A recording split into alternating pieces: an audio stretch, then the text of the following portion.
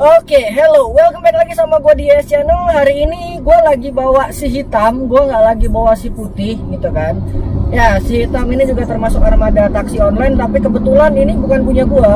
Ini unit biasa pegangannya Om Joko yang lagi akan dinas ke Wonosobo malam ini. Jokinya adalah Om Eka. Karena mobil Om Eka lagi trouble dan masih dirawat sama Om Joko dan belum kelar. Tapi lupakan masalah itu nanti akan kita bahas nanti ya. Gue mau sedikit cerita aja karena seperti biasa gitu kan, setiap gue servis kendaraan ya pasti akan gue bikinkan servis reviewnya untuk teman-teman pengguna Wuling sekalian, baik itu yang pengguna baru, owner yang sebenar-benarnya sebagai owner yang hanya menggunakan mobil untuk keluarga, ataupun owner Wuling khususnya untuk teman-teman yang emang menggunakannya untuk cari uang. Gimana cara ngerawatnya, apa aja kerusakannya, itu akan gue bahas di sini di tempat gua. Sekaligus gue juga bisa sedikit berbagi inspirasi mengenai ya solusi atau apapun itu yang bisa gue temukan dari dunia per-onlinean gitu kan. Oke, sambil gue jalan, gue lagi mau jemput konsumen di Ciseeng yang akan ke Wonosobo. Gue sambil mau cerita. Jadi kemarin itu pas gue servis 100.000, itu sebenarnya tidak ada gejala apapun yang gue rasakan. Semua permasalahan gue selesai dan solve.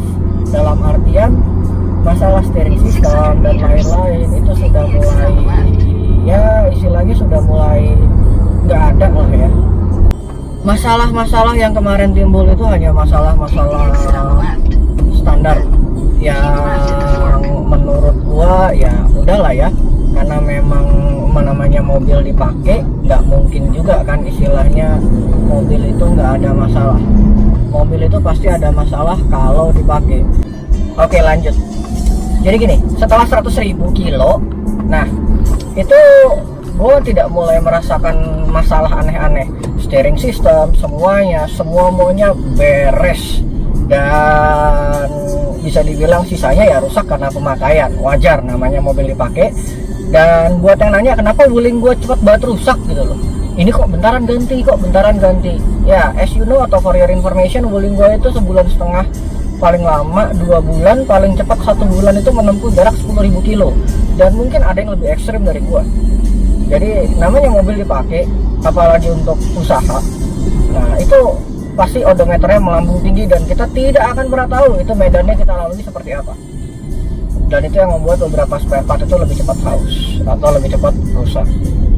Nah, kita kembali ke topik, yaitu di 100.000 kilo apa aja sih yang gua rasain dan apa aja sih yang kira-kira menurut gua itu nggak normal atau perlu ditacap di mobil itu di 100.000 kilo.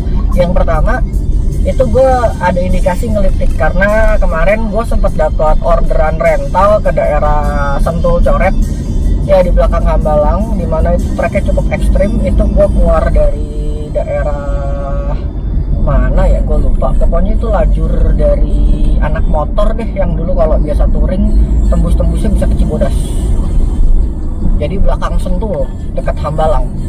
Nah, lewat situ itu di Villa Sawah, gue ngerasa pas mulai masuk daerah pegunungan atau yang mulai butuh tenaga, kok agak sedikit ngelitik. Nah, tapi wajar karena odometer sudah menyentuh 7.000 hampir 8.000 kilo dari terakhir kali gua servis. Artinya kemungkinan itu kotor. Dan yap, memang benar setelah didiagnosa atau setelah dicek, punya cek, karena hari itu juga gua langsung bongkar, gua cek sendiri. Untuk yang minor-minor kan gua biasa bongkar sendiri ya, gua cek-cekin dia kotor. Dan pas servis itu gua masukin dalam listing gua biar buat di cleaning biar enak. Lebihnya ya, rem tangan mulai ngelos. Kenapa rem tangan ngelos? Karena dipakai. Karena kampasnya udah mulai cukup haus ya, kayak gua kemarin bilang di 90.000, memang kampasnya masih cukup tebal, tapi memang sudah perlu di-adjust kembali untuk disetelan rem tangannya biar pada saat rem tangannya itu ditarik dia masih bisa berfungsi dengan normal. Terus apalagi ya, kalau boros ya memang gue ngerasa sedikit boros gitu loh, karena nggak biasanya mobil gue seaus itu ya, karena mungkin faktor kotor. Gigi satu udah mulai nggak enak, Iya, karena udah waktunya juga ganti oli transmisi.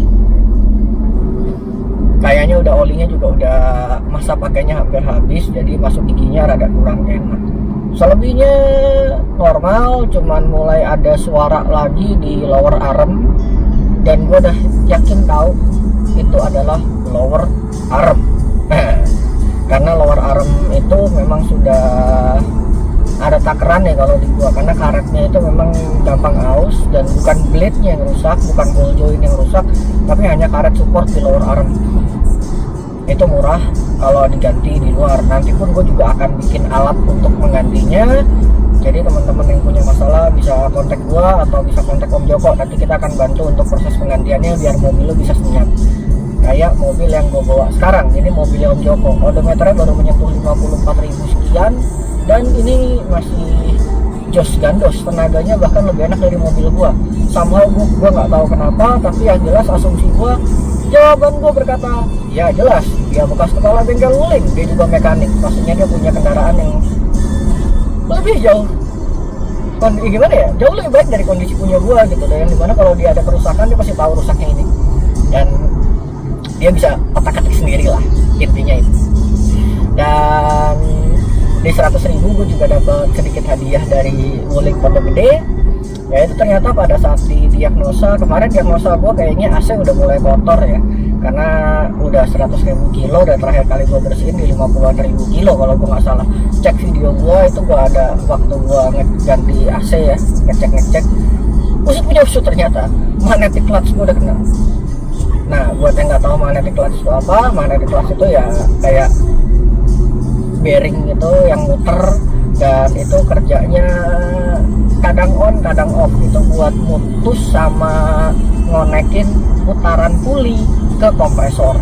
Jadi pada saat kompresornya bekerja dia akan engage, pada saat kompresornya sudah dirasa cukup dia akan disengage sendiri. Nah itu kayaknya bearingnya udah mulai ada gejala, tapi karena memang di Wuling itu dia belum punya ya magnetic clutch-nya, dan gue juga nggak tahu itu modelnya apa, karena gue biasa bilang itu adalah semoga awet, karena memang begitu, kita nggak tahu ya kan brandnya apa. Akhirnya gue dapat kompresor AC baru itu tanpa gue perlu request, dan Indian ya garansi gue habis tepat sebelum 2 tahun, karena usia kendaraan gue harusnya 2 tahun itu akhir bulan besok, dan sudah 100.000 kilo bersama seekor Wuling yang katanya mobil Cina, yang katanya cepat rusak, yang katanya wah macem-macem dah. Wah menurut gua mobil itu masih worth it, dan mobil itu masih cukup nikmat buat dipakai. Apalagi buat teman-teman yang istilahnya baru mau naik kelas dari kendaraan roda 2, baru mau punya mobil ya kan, butuh biasanya tipikal orang Indonesia gitu kan, untuk mobil murah, muat banyak, enak. Apalagi budget 130-150 jutaan lo dapat baru ya, yang cukup nikmat ya menurut gue cuman seekor Convero untuk saat ini, dibanding lo beli Sigra, dibanding lo beli Xenia bekas gitu kan. Xenia baru juga gak segitu-gitunya kali harganya, lumayan mahal. Grand Max enak ya, yang paling enak menurut gue cuman itu yang sesuai budget. Jadi dinikmatin aja, walaupun memang usia spare partnya itu cepet habis, tapi ternyata rasanya juga cukup nyaman ya, kopling enteng, tenaga enak, dan menurut gua sampai sekarang masih value for money. Jadi lo punya duit segitu, lo punya ini, menurut gua puas.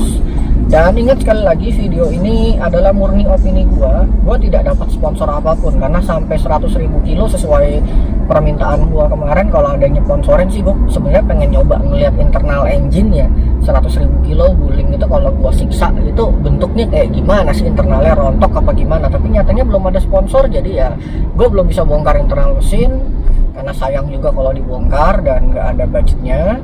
Jadi video ini murni dari opini gue pribadi tanpa adanya sponsor atau intervensi dari pihak manapun.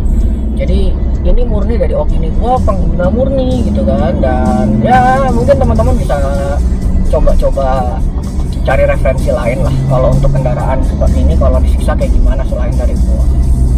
So sekian video service review gua di 100.000 kilo yang garansi gua udah habis gitu kan. Nah nanti kita ketemu lagi di video berikutnya mengenai pembahasan ya garansi terutama, dan kedua itu nanti gua akan bikin gimana sih menurut bengkel, yaitu gua akan coba ngobrol sama Mas Agung, yaitu SA nya dari Wuling Pondok Gede. Gua mau coba nanya-nanya buat cara ngerawat atau gimana, dan setelah 100.000 sarannya dia gimana, dan buat owner-owner baru itu seperti apa. Dan yang terakhir gue pengen buatkan yaitu mengenai rumor baru yang dimana Wuling itu katanya koplingnya suka nyeplos, dan banyak katanya kejadian, tapi banyaknya seberapa gue nggak tahu. Hanya itu menjadi satu ketakutan orang, dimana kopling itu kenapa sih tiba-tiba hilang kopling. Nah ini yang mau gue informasikan ke teman-teman semua, karena by the teori atau pembahasan teorinya gue sudah dapat informasinya semua. Jadi tinggal gue gimana ya, tinggal gue rangkum, jadi itu menjadikan informasi yang berguna juga buat teman-teman semua. So thank you for watching, kita ketemu lagi di video berikutnya. Kalau buat yang senang video kayak gini ya tolong dibantu subscribe aja channel gua dan share video ini kalau emang informasinya berguna buat teman-teman semua. Gua YS, gua mohon pamit, keep safe, keep the spirit, jangan sampai kendor apalagi di saat kayak gini. Moga-moga situasi cepat berubah dan ya jadi kita bisa dapat sesuatu yang lebih baik di kemudian. Bye bye.